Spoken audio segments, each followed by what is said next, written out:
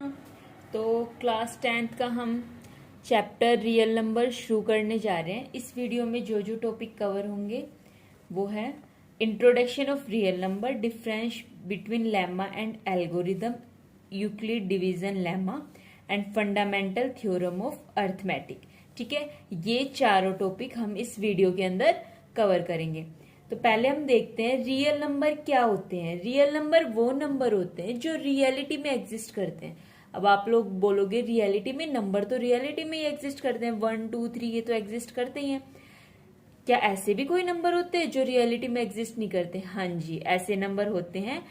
Class 11th में आप पढ़ोगे इनके बारे में, कॉम्प्लेक्स नंबर के बारे में, जिन्हें इमेजनरी नंबर बोलते हैं। इमेजनरी नंबर जिनको हम इमेजिन कर सकते हैं, जस्ट लाइक आयोटा। आयोटा की वजह से ही हुआ। अंडर रूट 25 को तो आप लोग बता सकते हो 5 आ जाएगा, लेकिन अंडर रूट -25 को डिफाइन नहीं कर सकते। -25 अंडर रूट क्या हो जाएगा? 5 आयोटा। अभी आयोटा क्या होता है ज्यादा डीपली हम लोग क्लास 11th में देखेंगे। ठीक है, तो देखते हैं रियल नंबर क्या होते हैं। बेसिकल रियल नंबर को 2 टाइप से डिफाइन किया है, मतलब 2 टाइप से डिवाइड किया है। कौन कौन सा? रैशनल और इरेशनल। रैशनल क्या होता है सभी अच्छे से जानते हैं, नहीं जानते तो एक बार फिर से देख लेते हैं। वो नंबर जो P अपॉन Q की फॉर्म में होते हैं, जहां पे P और Q मेरे पास इंटीजर होते हैं और Q मेरे पास 0 के इक्वल नहीं होता। क्यों नहीं होता? क्योंकि यदि मैं 1/0 करती हूँ तो ये इनफाइनाइट या नॉन डिफाइन होता है। ठीक है, इरेशनल नंबर क्या होता है सभी को पता है, जो P अपॉन Q की फॉर्म में नहीं होते, जस्ट लाइक अंडर रूट 2। ठीक है, अंडर रूट 2 या अंडर रूट 3 या पाई एक्सेट्रा, इस टाइप के नंबर मेरे पास इरेशनल नंबर होते हैं। अब रैशनल नंबर को 2 टाइप से डिवाइड किया। कौन कौन से? फ्रैक्शन और इंटीजर। क्या इंटीजर रैशनल नंबर होते हैं? बिल्कुल होते हैं। -2 एक इंटीजर है, -2/1 ये एक रैशनल नंबर भी है। फ्रैक्शन क्या होता है? फ्रैक्शन भी पॉइंट की फॉर्म में, जैसे 0.5, इसको क्या लिख सकती हूँ मैं? 5/10। 5/10 P अपॉन Q की फॉर्म में है और यहाँ पे Q भी नॉट इक्वल टू 0 है, तो ये मेरे पास फ्रैक्शन हो गया। फ्रैक्शन भी एक टाइप से रैशनल नंबर ही है। ठीक है, इंटीजर को अब 3 टाइप में डिफाइन है, 3 टाइप में डिवाइड कर दिया गया है। इंटीजर क्या होते हैं? Positive number, negative number, including 0। ठीक है, तो इंटीजर को कर दिया गया नेगेटिव, 0 और पॉजिटिव। पॉजिटिव नंबर क्या होते हैं मेरे पास? नेचुरल नंबर होते हैं। ठीक है, 0 और पॉजिटिव नंबर मतलब 0 प्लस नेचुरल नंबर सभी को पता है क्या हो जाएंगे? Whole number. नेचुरल नंबर क्या होते हैं? जो 1 से स्टार्ट होते हैं। होल नंबर क्या होते हैं? जो 0 से स्टार्ट होते हैं। अब होल नंबर 2 टाइप के हैं। कौन कौन से? प्राइम और कंपोजिट। प्राइम नंबर क्या होते हैं? जिसके फैक्टर मेरे पास क्या होता है? 1 होता है और वो नंबर खुद अपने आप होता है, 1 एंड इटसेल्फ, जिसके 2 फैक्टर होते हैं, 1 और इटसेल्फ। इसका एग्जाम्पल क्या है प्राइम नंबर का? 2 3 5 7 एक्सेट्रा। कंपोजिट नंबर क्या होते हैं? Which have more than 2 factor, 2 से ज्यादा जिसके फैक्टर होते हैं। ठीक है, वो सारे मेरे पास कौन से नंबर हो जाएंगे? Composite number. तो क्या मतलब समझ पाए हो क्या होते हैं रियल नंबर? क्या होते हैं? Natural number, whole number, plus integer, plus rational number, plus irrational number. ये सारे नंबर मेरे पास कौन से नंबर हो जाएंगे? Real number. ठीक है, जो नंबर रियलिटी में एग्जिस्ट करे, सारे नंबर मेरे पास रियल नंबर हो जाएंगे। ओके, अब देखना सबसे छोटा क्या है? नेचुरल नंबर, और फिर आता है मेरे पास होल नंबर। इसका मतलब क्या समझ रहे हो? ये है नेचुरल नंबर, ये है होल नंबर। ठीक है, होल नंबर बड़ा है, बड़े नंबर के अंदर छोटा नंबर है, क्योंकि होल नंबर 0 1 2 3 है, नेचुरल नंबर 1 2 3 है। ठीक है, इस टाइप से है। इसके बाद आ गया इंटीजर। इंटीजर क्या होते हैं? Positive, negative, including 0। तो बड़ा कौन हो गया? इंटीजर। इंटीजर अपने अंदर होल नंबर रख रहा है, नेचुरल नंबर रख रहा है। फिर इसके बाद मेरे पास कौन सा आ जाएगा? Rational number. रैशनल नंबर को किससे डिनोट करते हैं? Q से डिनोट करते हैं। ठीक है, क्या सारे नेचुरल नंबर रैशनल नंबर होते हैं? होते हैं। क्या सारे इंटीजर रैशनल नंबर होते हैं? होते हैं। ठीक है, इरेशनल नंबर ये सबसे अलग होगा, इसका किसी से कोई लेना देना नहीं है, क्योंकि अंडर रूट की फॉर्म में। नेचुरल नंबर, होल नंबर से इसका कुछ लेना देना नहीं है। फिर इसके बाद एक बुक में टॉपिक है यूक्लिड डिवीजन लेमा, या फिर किसी किसी बुक में है यूक्लिड डिवीजन एल्गोरिदम। ये लेमा और एल्गोरिदम होता क्या है, पहले इसी के बारे में थोड़ा सा जान लेते हैं। लेमा क्या होता है? ये एक प्रूवन स्टेटमेंट होती है जो किसी दूसरी स्टेटमेंट को प्रूव करने के लिए यूज होती है। ठीक है, एग्जाम्पल क्या ले लेते हैं? यूक्लिड डिवीजन लेमा ही ले लेते हैं। ठीक है, यूक्लिड डिवीजन लेमा क्या होता है? a is equals to B Q plus r, इधर लिखा हुआ है देखो, a is equals to B Q plus r. ये कहाँ से आया है? सभी को पता है डिविडेंड किसके इक्वल होता है? Divisor into quotient plus remainder. Of course ये आप सभी ने देखा ही होगा। ठीक है, इधर से ही आया है मेरे पास Euclid division lemma, a is equals to B Q plus R. तो ये एक पहले से ही प्रूव की हुई स्टेटमेंट है। इस स्टेटमेंट को यूज किया गया है इस स्टेटमेंट को प्रूव करने के लिए।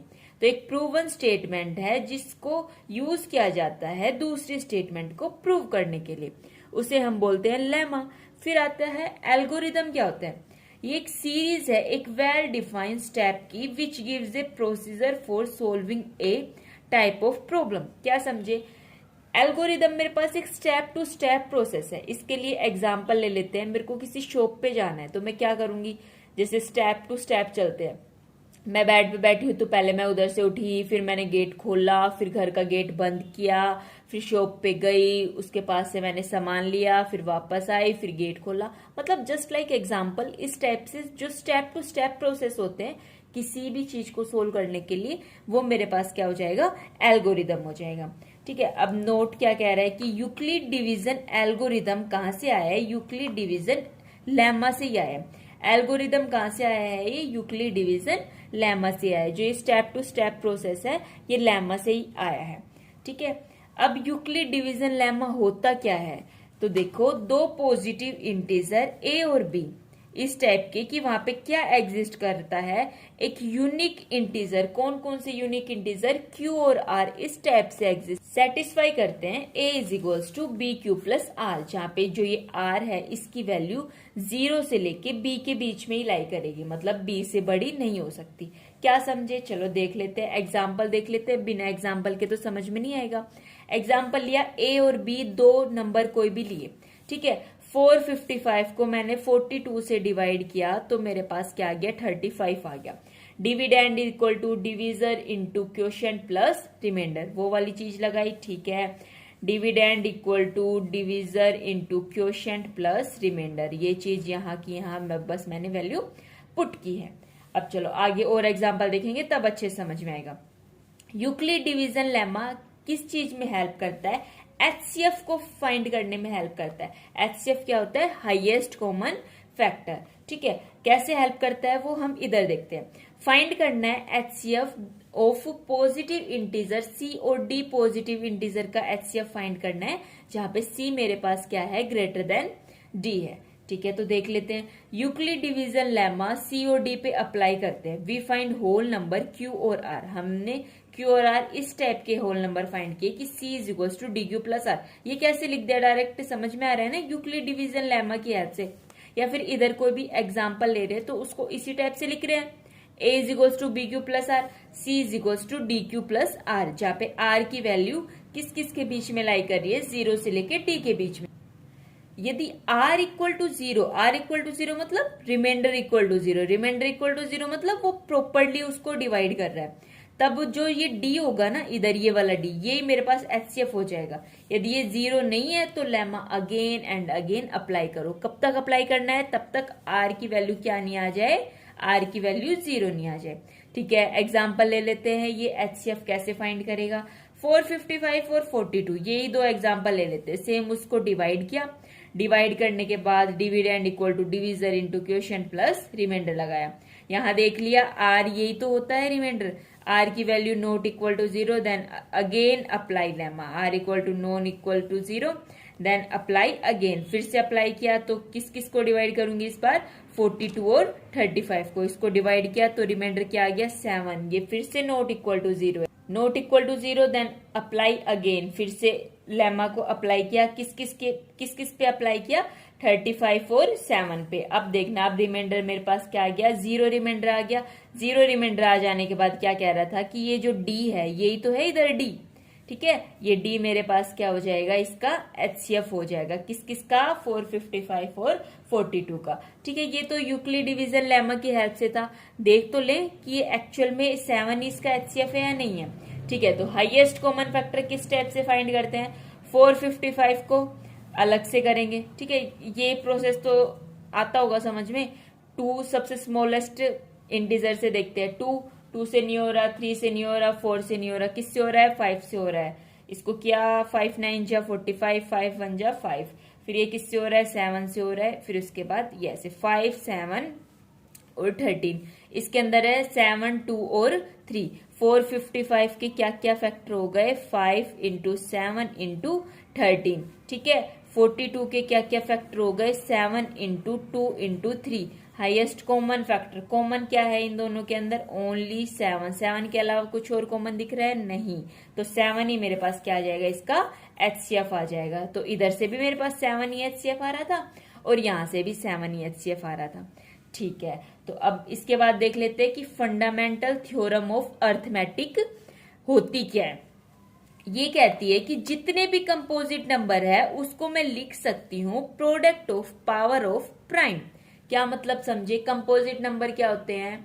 जिनके 2 से ज्यादा फैक्टर होते हैं। ठीक है, जितने भी कंपोजिट नंबर होते हैं उनको मैं product of power of prime में लिख सकती हूँ। कैसे लिख सकती हूँ? इसके लिए एग्जाम्पल देखते हैं। जैसे 10 को क्या लिख सकती हूँ? 2 इंटू 5। क्या 2 एक प्राइम नंबर है? बिल्कुल है। 5 एक प्राइम नंबर है? बिल्कुल है। ठीक है, जितने भी कंपोजिट नंबर है उनको प्रोडक्ट ऑफ 2 डिस्टिंक्ट प्राइम में मैं लिख सकती हूँ। इसके अलावा आप लोग कोई और दूसरे भी कंपोजिट नंबर लेके देख सकते हो। सभी कंपोजिट नंबर को मैं 2 प्राइम के प्रोडक्ट में लिख सकती हूँ। ठीक है, अब ये फंडामेंटल थ्योरम ऑफ अर्थमेटिक कहाँ यूज होती है ये भी तो देख लेते हैं। अब ये यूक्लिड डिवीजन लेमा तो HCF फाइंड करने में यूज हो रहा था। अब ये कहाँ यूज होती है इसको भी देख लेते हैं। क्या प्रूव करने के लिए? इररेशनैलिटी ऑफ द नंबर। ठीक है, कि कोई नंबर कि ये नंबर इररेशनल है, इस चीज को प्रूव करने के लिए। ठीक है, इस थ्योरम को हम किसके अंदर है? ये बुक के अंदर है। बुक के अंदर इस बात को हम प्रूव करेंगे, क्योंकि इसके बाद हम बुक टू बुक पढ़ेंगे, लाइन टू लाइन पढ़ेंगे, सभी चीज देखेंगे। और दूसरा यूज क्या है? वेदर ए डेसिमल नंबर, क्या एक डेसिमल नंबर टर्मिनेटिंग है या नॉन टर्मिनेटिंग है, इस बात को भी हम बुक के अंदर देखेंगे। वैसे ये दोनों बात सेम ही है लगभग। ठीक है, तो ठीक है, इस वीडियो में इतना ही। अब अगली वीडियो में हम बिल्कुल book to book, line to line सभी क्वेश्चन सोल्व करेंगे। बुक क्या कह रही है उसको समझने की कोशिश करेंगे। तब तक के लिए बाय बाय।